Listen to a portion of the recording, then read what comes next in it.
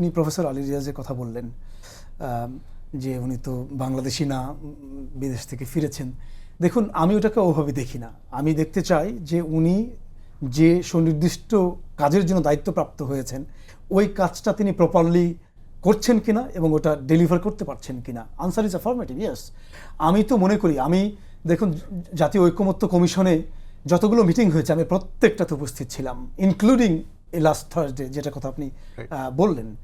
তো আমি আমার অনানুষ্ঠানিকভাবে তো বৈঠকের ফাঁকে চা খাওয়ার বিরতিতে আমাদের তো অন্যান্য রাজনৈতিক দলগুলোর সাথেও কথা হয়। একটা বড় অংশ কিন্তু একমত, if not all of us, যে প্রফেসর আলী রিয়াজ পারহ্যাপস আমার কল্পনায় অ্যাটলিস্ট এখনও কেউ নাই তিনি যে রোল প্লে করছেন তার চেয়ে বেটার পারফর্ম করতে পারে, এরকম অ্যাটলিস্ট আমার মানসপটে এমন কেউ নাই।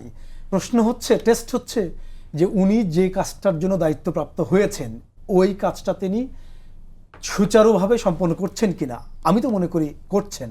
এটা খুব আনফেয়ার হয়ে যাবে যে তার কাজের প্রতি মনোযোগ না দিয়ে তিনি কোত্থেকে এসছেন।